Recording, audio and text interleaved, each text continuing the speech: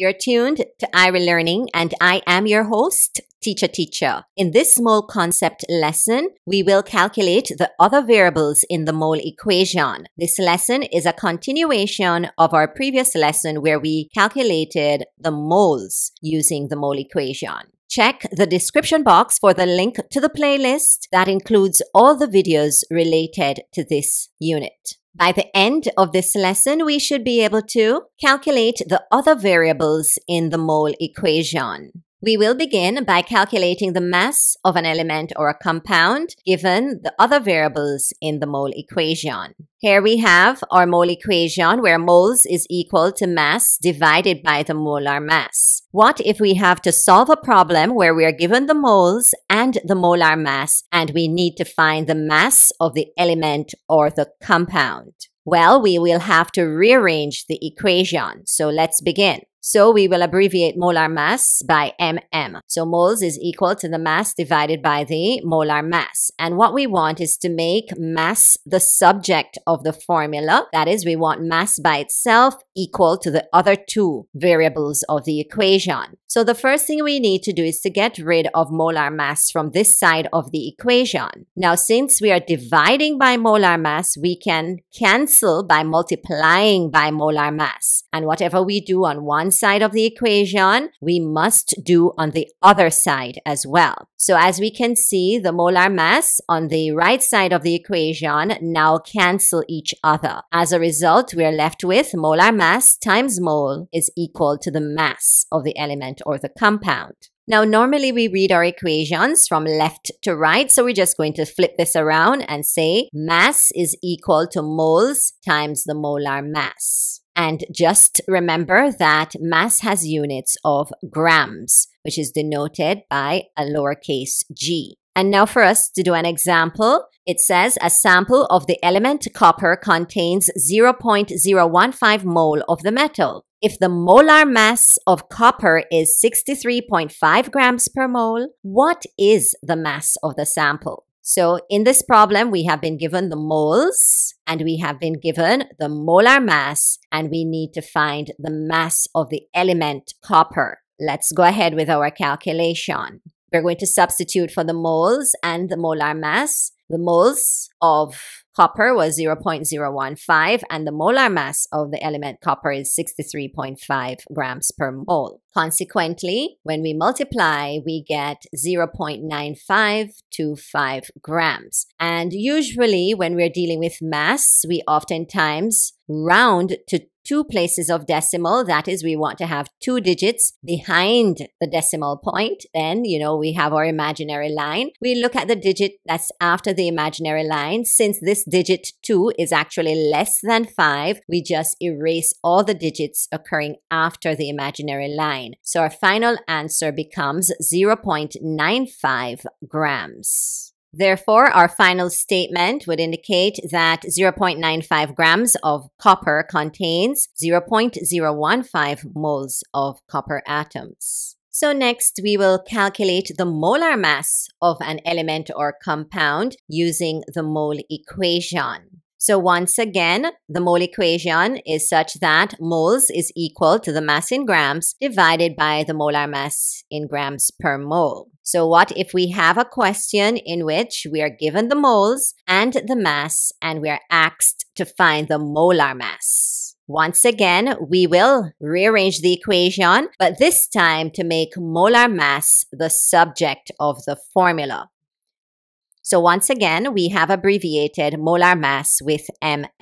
So the first thing we need to do is to get rid of molar mass being the denominator of the equation on the right side. So once again, we multiply by the molar mass, and whatever we do on one side of the equation must be done on the other side of the equation as well. So here we can see the molar mass cancels each other. So we are left with molar mass times moles is equal to the mass. But we're not yet finished because we want mm molar mass to be the subject of the formula. Therefore, we need to get rid of moles from the left side of the equation. Currently, we are multiplying by moles. So to get rid of moles, we must divide by moles. We do the opposite operation to cancel it from that side of the equation. And whatever we do on one side of the equation must also be done on the other side of the equation. So we have divided by moles on both sides of the equation. On the left side, the moles cancel each other. So we are now left with molar mass is equal to mass divided by moles. Recall that molar mass has units of grams per mole, which is either written as G/mol or Gmol to the negative power of 1. Now for an example, the question says 30 grams of a compound X contains 0.5 mole. What is the molar mass of the compound X? In this question, we are given the mass of 30 grams and the moles of 0.5 mole. And we are required to find the molar mass of compound X. So let's solve this problem. We have substituted the mass of 30 grams, which is divided by the moles of 0.5 mole, and that works out to be 60 grams per mole. Therefore, the molar mass of compound X is 60 grams per mole. So our lesson summary points include that moles is equal to the mass in grams divided by the molar mass in grams per mole. Also, we can rearrange the mole equation to find the mass in grams, which is equal to moles times the molar mass. And we can also obtain the molar mass, which is equal to mass divided by moles. It's quiz time. You have 5 seconds to answer each question after it is read aloud. If for each question you require extra time to complete your calculation, pause at the start of the music, and then when you're through, you can continue playing the video. Question 1. How many moles are there in 1.75 grams of sodium? A. 0.0033 mole. B. 320 moles. C. 13.14 moles. D. 0.0761 mole.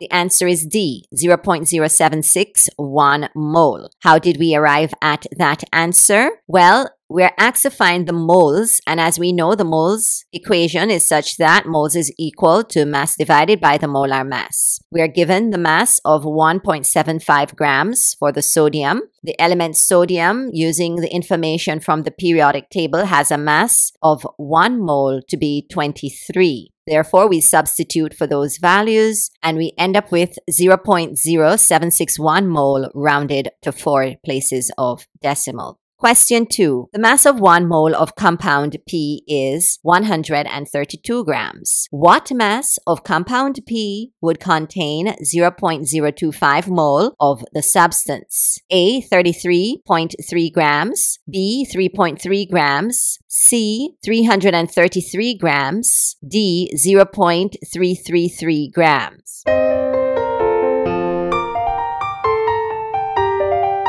The answer is B, 3.3 grams. In the question, we're asked to find the mass, and as we know, the mass is equal to moles times the molar mass. The moles given was 0.025 mole, and the molar mass, which is the mass of 1 mole of compound P, was 132 grams per mole. When we multiply the two, we end up with a mass of 3.3 grams. Question 3. A student needs 0.0125 mole of compound X for a reaction. If compound X has a molar mass of 60 grams per mole, what mass of compound X would the student use? A. 0.75 grams. B. 0.0002 grams. C. 4,800 grams. D. 7.5 grams.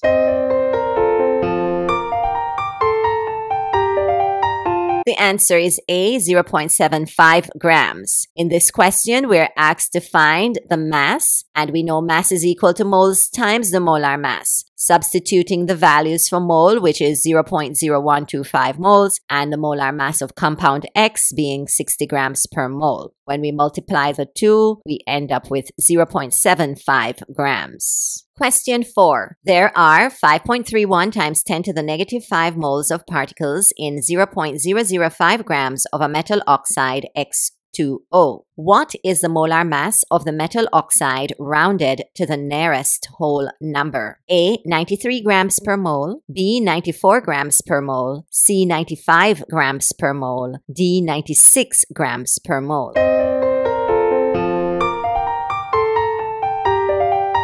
The answer is B, 94 grams per mole. How did we arrive at this answer? Well, we were asked to find the molar mass, which is equal to the mass divided by the moles. We substitute for mass. The mass given is 0.005 grams, and the moles 5.31 times 10 to the negative 5 moles. In substituting those values, working it out, dividing the mass by the moles, we get 94 grams per mole. Question 5. There is 0.25 mole in 26.5 grams of substance P. What is the molar mass of substance P? A. 26.5 grams per mole. B. 424 grams per mole. C. 106 grams per mole. D. 100 grams per mole.